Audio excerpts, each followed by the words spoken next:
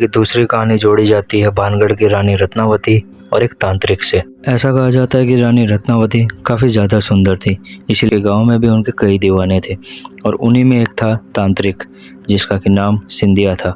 सिंधिया भी रत्नावती का दीवाना था, लेकिन उसे लगा कि ये करके वह रत्नावती को पा लेगा, लेकिन उसे ये नहीं। हेलो दोस्तों, welcome back to my channel. आज की वीडियो एक ऐसी जगह के बारे में जो भारत ही नहीं बल्कि पूरे एशिया की सबसे हॉन्टेड जगह है। एक ऐसी जगह जहां आज भी लोग रात में जाने से डरते हैं, जहां आज भी लोगों को किसी के होने का एहसास होता है। मैं बात करने वाला हूं भानगढ़ के किले की। वीडियो में आगे जाने से पहले मैं आपको बता दूं कि वीडियो में जो भी इन्फॉर्मेशन दी जाएगी वो सब इंटरनेट से ली हुई है। मैं अपनी तरफ से कुछ भी ऐड नहीं कर रहा हूँ।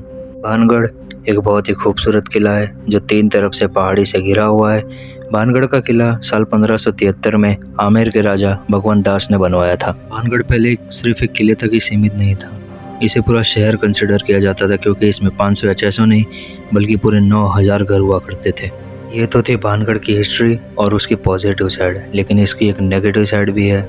एक ऐसी साइड जो आज भी लोगों को दहला देती है, जो है भानगढ़ के हॉन्टेड होने की कहानियाँ इसलिए क्योंकि भानगढ़ की जो आज हालत है उसके पीछे 2 कहानियां हैं जो आज भी लोगों को डराती हैं। पहली कहानी कुछ यूँ है कि जब इस किले को 1573 में बनवाया जा रहा था, तब पास ही में एक योगी जिनका नाम योगी बालूनाथ था, वह तपस्या किया करते थे। उन्हें जैसे ही किले के बनने का पता चला तो उन्होंने राजा भगवंत दास को अपने पास बुलवाया और उनसे कहा कि आप किला तो बनवा रहे हैं, लेकिन इसके कोई भी हिस्से की ऊंचाई इतनी नहीं होनी चाहिए कि उसकी परछाई मेरे पैरों तक आए। राजा ने उनका मान रखा और उनकी बात मान ली। भानगढ़ बनकर तैयार हो गया और बहुत ही खूबसूरत बना। भानगढ़ को सिर्फ उतना ही ऊंचा बनाया गया कि उसकी परछाई योगी से दूर रहे। इस बात को 2 पीढ़ी तक तो याद रखा गया, लेकिन फिर वो समय आया जो भानगढ़ को बर्बाद करने वाला था। हुआ ऐसा कि जो तीसरी पीढ़ी थी उन्होंने भानगढ़ की ऊंचाई इतनी कर दी कि उसकी परछाई योगी बालूनाथ तक पहुंच जाए, और जैसे ही उन्होंने ये देखा वो गुस्से से लाल हो गए और उन्होंने भानगढ़ को श्राप दे दिया कि भानगढ़ बर्बाद हो जाएगा, और हुआ भी ऐसा ही। ये तो थी भानगढ़ के बर्बाद होने की पहली कहानी, जिस पर बहुत कम लोग भरोसा करते हैं, लेकिन जो दूसरी कहानी है उस पर सबसे ज़्यादा भरोसा किया जाता है। भानगढ़ की दूसरी कहानी जोड़ी जाती है भानगढ़ की रानी रत्नावती और एक तांत्रिक से। ऐसा कहा जाता है कि रानी रत्नावती काफ़ी ज़्यादा सुंदर थी, इसलिए भानगढ़ ही नहीं बल्कि आसपास के गांव में भी उनके कई दीवाने थे, और उन्हीं में एक था तांत्रिक, जिसका कि नाम सिंधिया था। सिंधिया भी रत्नावती का दीवाना था, लेकिन उसे भी पता था कि वह रत्नावती को कभी नहीं पा सकता, इसलिए वो उस मौके का इंतज़ार करने लगा कि वह रत्नावती पर काला जादू करे और उसे पा ले। इसी के बीच एक दिन ऐसा आया कि रत्नावती की दासी रत्नावती के लिए तेल लेने गई थी, और वहीं उसका इंतज़ार कर रहा था तांत्रिक सिंधिया। उसके बाद जब दासी तेल लेके जा रही थी, तभी तांत्रिक ने चुपके से उस तेल पर काला जादू कर दिया। उसे लगा कि ये करके वह रत्नावती को पा लेगा, लेकिन उसे ये नहीं पता था कि ये बार उसी पर उल्टा पड़ जाएगा। हुआ ऐसा कि जब दासी तेल लेकर रत्नावती के पास पहुंची, तभी रत्नावती को उस तेल पर शक हो गया कि इसमें कुछ गड़बड़ है।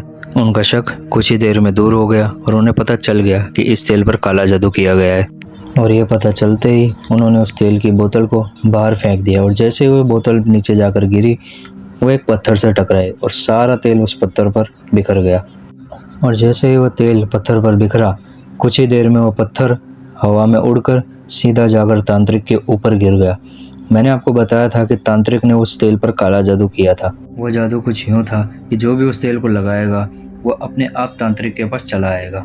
तांत्रिक को पता चल गया कि वह नहीं बचने वाला। उसने मरते मरते भानगढ़ को श्राप दे दिया कि भानगढ़ पूरा बर्बाद हो जाएगा, और कुछ समय बाद यही हुआ। भानगढ़ और अजबगढ़ के बीच एक बहुत ही खतरनाक युद्ध हुआ, जिसमें पूरा भानगढ़ तबाह हो गया, और उस युद्ध में रत्नावती की भी मौत हो गई। और तभी से ऐसा कहा जाता है कि जितने लोग युद्ध में मारे गए थे उनकी आत्मा आज भी वहाँ भटकती है, और वहाँ आने वाले लोगों को आज भी उनके होने का एहसास होता है। ये थी भानगढ़ की भूतिया होने की कहानियाँ। कई लोगों को किसी के होने का एहसास हुआ तो कई लोगों ने इस बात को झूठा साबित किया, जैसे कि एक्सप्लोरिंग इंडिया नाम का चैनल। वो पूरी रात भानगढ़ में बिता कर आए, लेकिन उन्हें ऐसा कुछ फील नहीं हुआ। आपको क्या लगता है, क्या सच में वहाँ ऐसी कोई शक्तियाँ हैं या सिर्फ एक मिथ है? इसी के साथ आज के लिए इतना ही। आपका ओपिनियन कमेंट में ज़रूर शेयर कीजिएगा। वीडियो को लाइक कीजिए, शेयर कीजिए और चैनल को ज़रूर सब्सक्राइब कीजिए। Thank you for watching my video guys.